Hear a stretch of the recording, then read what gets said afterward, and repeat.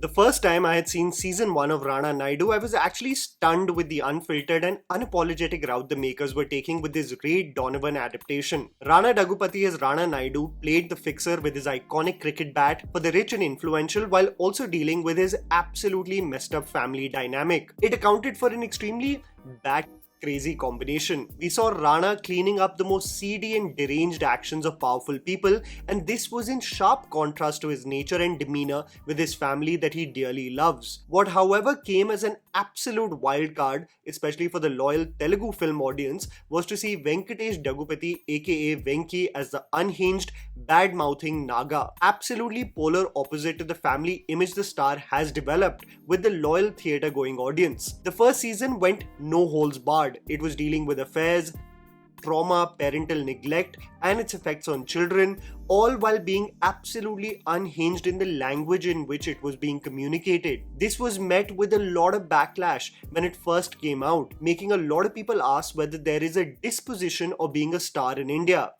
Are there elements or territories stars cannot simply venture into owing to the expectations of the audience and the image they have created in their head? Is being an artist who can do a spectrum of roles just not a reality for stars in India? All of this backlash did exist, but what was also a byproduct of so much chatter around it was that the first season became hugely successful for Netflix, within 2 weeks of its release getting renewed for a second season. But the question that made me most curious was, is the result of all of these discussions going to be the makers toning down the elements of what made Rana Naidu infamous, or doubling down and letting the outrage happen anyway? Sadly, I must confess that it is the former. Season 2 of Rana Naidu presents Rana wanting that one last job so that the future of his family can be secure. He is exhausted with the leaps and bounds he has to go to in order to clean the mess of celebrities, so he wants to cash in big. This is where he is introduced to the influential Oberoi family that has their investments in film and are contemplating mobilizing their funds in the cricket league. Rana wants in while also dealing with a new intimidating threat in the form of Roff, played by Arjun Rampal, a goon with political aspirations who has old scores to settle. The individual subplots of each sibling and Naga's reintroduction into Rana's life, almost at the cost of constantly sabotaging his missions, formed the basic outline of season 2 that left me with rather mixed feelings. I'll tell you what the series got right from the onset. The performances of most of the cast are outstanding. It absolutely blows my mind that Abhishek Banerjee is capable of playing a privileged snob in a captivating thriller like Stolen with the same conviction as a shy, introvert and deeply disturbed, mumbling Jaffa in Rana Naidu, a naive but loyal fool who deserves his own happiness. I think Rana Daggubati has absolutely got the soul of a stoic fixer right on point. His towering presence is enough to intimidate you. But I love the balance of how he opens up with his kids but gets to brass tacks when dealing with sensitive matters. Rajat Kapoor is a great addition to the series. However, I think it is Arjun Rampal who impressed me the most in this tale. Imagine we were just doing an unpopular opinions recently talking about how he is really underappreciated for the roles he has sporadically impressed us in, because most people try to dismiss him as just a beautiful face. He is an absolute chameleon in this show as Roff. The cadence with which he speaks, the eerie strolling he does almost like the boogeyman, waiting to torment you. He has this laid-back approach in dealing with those who come in his way, but bursts in such unpredictable fashion that he really becomes a worthy villain to fight against. There is this scene where he is dealing with Rana and he constantly reprimands him to not swear in front of children. I couldn't believe what I was seeing, as Arjun was absolutely stealing and eating up the scene shared with Rana Daggubati. It makes me think that Arjun Rampal as an antagonist would work wonders beyond the Telugu commercial space. It's just that Bollywood seems to have abandoned that prospect since Ra 1. What's however the most shocking element of season 2 is how much Venki's character of Naga has been toned down this season. You have to remember that this is a character who is a philanderer, a drunk, a constantly swearing, irresponsible father who is a narcissist, only seeking for his benefit. However, in this season, not only is his language toned down, he almost becomes a comic relief throughout the series, almost seeming like a means to connect with his loyal audience. But I believe it does more of a disservice to his character and his arc. He gets a drifting entry, he gets a mass dance number, and more or less, he becomes this Home Alone-like villain who constantly screws up. a huge leap from how we knew him in season 1. So it's interesting that the outrage for his character for season 1 is now replaced with the frustration that it has been toned down. Surveen Chawla as Naina, Rana's wife, is an exceptionally underrated actor who does her role well, but I couldn't help but feel the same frustration I felt with Jan in Mobland when listening to her constant bickering about what Rana does for a living. What's important to know is that this leap or toned down version of season 2, I believe, stunted this show's potential. You have messed up kids of a messed up father dealing with the most messed up cases and cover-ups, and season 2, in my opinion, should have gone above and beyond and doubled down on those same elements. But I think the backlash made them resist in doing so. Arjun Rampal as the intimidating Rof honestly was the highlight for me this season, but I think it's important to genuinely understand the creator's opinion regarding all of what we felt about the quality of the show. I had the opportunity to briefly interact with Rana Daggubati and the creator of the show, Karan. I say briefly because this was probably the most rushed interview I've been a part of. I consider Rana especially someone who is extremely bright and a champion for great cinema, even when he is not involved in projects. So I just couldn't resist not talking to him. Even if it was for 15 minutes, even if it was the last slot of the interview, even if they had a tight schedule to follow later. I was like, hey, for the limited time I have, I'm going to try my best to at least understand where they are coming from with this project and what they feel about the evolution of the industry and the backlash they received. I hope you're not too hard on me regarding how rushed the interaction is. It truly was out of my control. I would love to have this long discussion with Rana Daggubati because I genuinely believe I can speak about anything with him. I hope you like it, and thank you so much for the support. It genuinely keeps me going. Rana, hi Karan, thank you so much for joining me. We have a channel called Tried&Refused Productions that does movie reviews and interactions with actors and directors. So thank you so much and congratulations on Rana Naidu season 2. Thank you. I want to start with you, Karan. Sure. I was reading a lot of assessments of how Indian creators essentially have adapted to long form storytelling. It's something that they weren't grandfathered in like the West. I was reading your journey. It's the craziest thing for me. You were a critic. You then went to do feature films and now essentially doing many streaming shows. I wanted to know, did you chance upon these transitions or plan them? And was it immediately you were put in the ringer to adapt? Actually, I've been a big fan of like premium TV shows out of networks and the HBO shows back in the day. Some of them like Band of Brothers or whether you have Lost, like these are some of my favorite things back in the day. I was super ready to go. I already had things like lined up, material, I had producers who were backing me, so it was very easy to sort of, not easy, but it just happened. And I found my niche, I would say. Like telling the stories I wanted to with the kind of freedom that streaming brought. That was amazing. Rana, what I found the most interesting of, say, how season 1 went down, where you were still figuring out whether you were giving enough to Rana. Almost stoicism alludes to not giving enough as an actor. Have you fully grasped the pitch of Rana now? Yeah, now I think I can. You can get me up and throw me in a scene and I'll be okay. Yeah. Yeah, and I think parts of it is trickling into my real life. See, in the West, when you see a stoic character, there's one way that you treat it, and in India, when you create stoicism, it's very different. You can't be really stoic in India because there's too many people on the street, right? Like, just take an example. Forget Rana Naidu for a minute. What do you see? You see like snipers or a hitman who's walking across for many miles without talking to a person, but then you kind of get that mood of that. That doesn't happen in India. You'll be stupid if somebody's just walking without talking to somebody, and it's hard to connect. Yeah.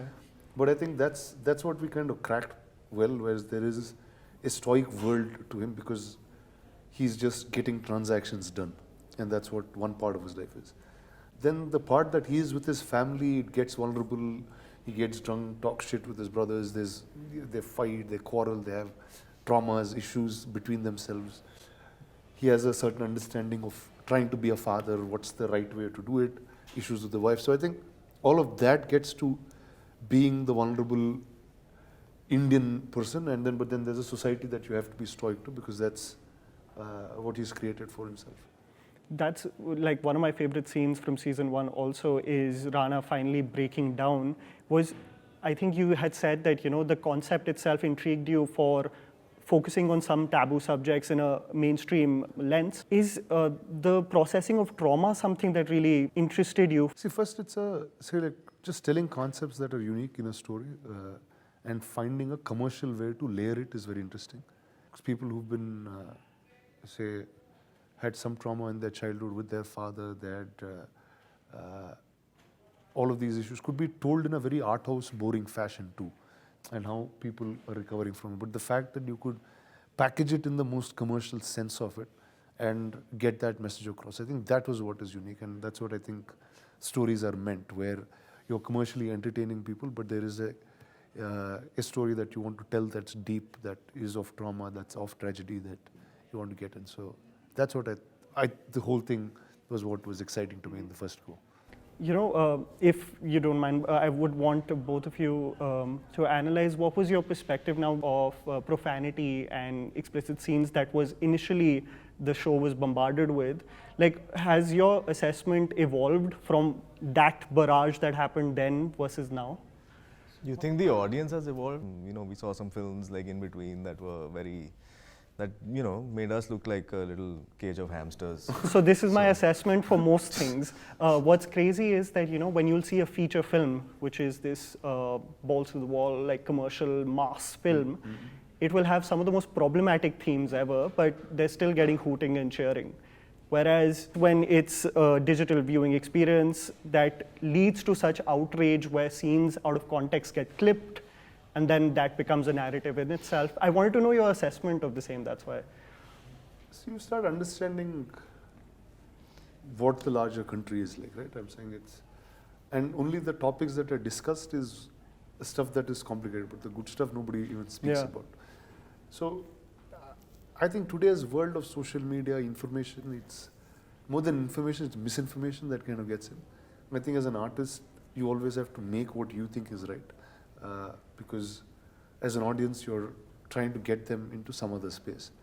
And sometimes when you're the first to doing something, I don't know if they've seen characters with mainstream actors being such bold or speaking lines like that.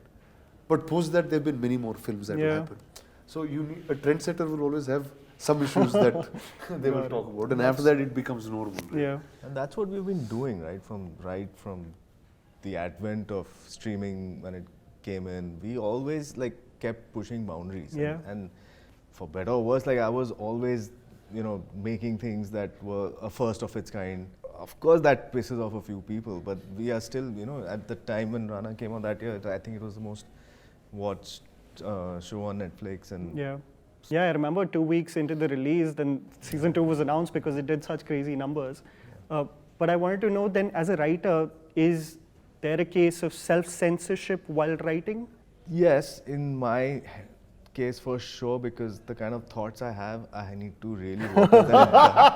So he needs to censor it before it comes out. Yeah, so I do self-censor. I don't know if it's because there are certain things that are just way too dark to put down, but it's like it's not self-censorship because of an audience. It's just because I know it's.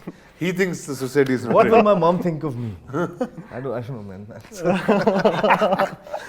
But similarly, Karan, I wanted to know, because it is based on Ray Donovan, I wanted to know, when you've established these characters with season 1, is there any wiggle room for you to take them where you want, or? I think they've already gone They've where gone, he wants them fully? right? Completely, right? There is no correlation now, almost, I would say. With Oh, wow. the Okay.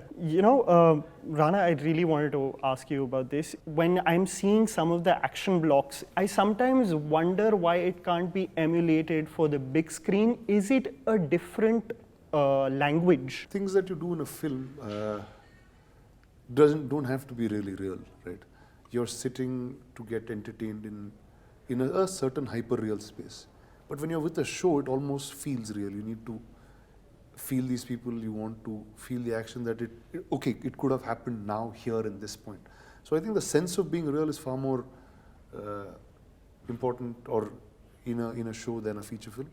But I guess both have a different functionality. But do you think it would be a disservice to do this sort of treatment for a No, film? no, not at all. I think if this is the story, Would that it backfire in a film? Because No, if I no, were no. to do a film you should with do it this the kind of same action, way. Again, it's the sensibility of the filmmaker that will Yeah. translate, like what the scene is, it will translate into the action too. You know, similarly, just about language and the medium in which the storytelling is happening, I've always seen yours foreshadowing what the nature of the industry will be, say, 4 or 5 years down the line. I say this because like, you're we heavily don't- invested in AI as well, you're heavily so we invested don't in know- technology as well. The reason we're invested in all of those things or trying to keep an open eye to all of it is because I think AI is something that's going to really change the way any of us function, think, do stuff. And what it's going to be 5 years from now is very difficult, but you still know people need to be entertained, people need to be engaged in whatever that medium may be, whether it's a series, whether it's a film, whether it's how deeply can you engage somebody will finally be what it is. So yeah, there will be many things that will coexist together, many forms of entertainment. I wanted to know what I've noticed right now, which is I'm seeing frames that are completely AI prompts. I'm seeing ads now being done at a margin of the cost without any human intervention. So is it something that essentially will become something you adapt to, or is it really threatening at one point of time? No, I mean, it's tech, right? It's tech. You can't stop tech. It'll just keep advancing you and where you're going. See, there's no point being scared of it. Okay, it's not like a threat. You have to embrace it and use it in a way that's effective for storytellers. It's going to really be a democratic movement that's going to happen. I think some really good storytellers will get an opportunity to tell stories at a lesser cost, and they could still have a day job and still be able to tell, make things. So it's going to be a problem of plenty, but you got to embrace it and not be scared of it. I think that's very important. Internet is an age of multiple truths, right? I'm saying pick any topic. There's all of us in this room that would have had some other information that we got on it. Is it true or not? Now it's for anyone to say. So it's just easier to be in the world, okay, this is the truth that you want to believe and this is the world you want to live in. I think that's the way people will start going forward. And source is hard. Source is very hard.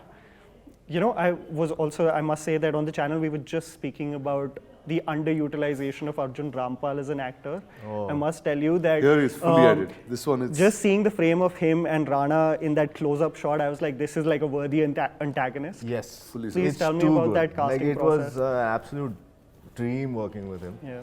Like, he is supremely underutilized. I had a blast, and I think it was amazing to have both of them in all those scenes. And I think he's just transformed. Something has happened since he got that national award, and for Rock On, and he's like, I don't know, man. He's living this amazing. I don't give a damn about can see it. anything, and I'm going to push myself to be the best version of the character I'm playing. And he really is fully at did, it. Yeah. fully did that. Not only that, so he's pushing Rana during action scenes, damn. and that gets Rana like all charged up to push back. This is exciting then. That was very exciting for me Yeah. personally to see that happen. That's lovely. sparks. Rana, I just wanted to personally also say that I really respect how you're striving towards and really being a flag bearer for great cinema that's pushing the envelope also. So I would really wish that you keep on striving towards the same. I sometimes wonder how you're functioning because I see you in WrestleMania, then I see you at Miss World, then I see you here. So it's crazy on Well, how it's a you're bunch of managing gigs. it. We're That's just doing it. amazing. Yeah. So thank you so much for Thank you, doing sir. this and Thank best you, of sir. luck. Thank you. Thank you.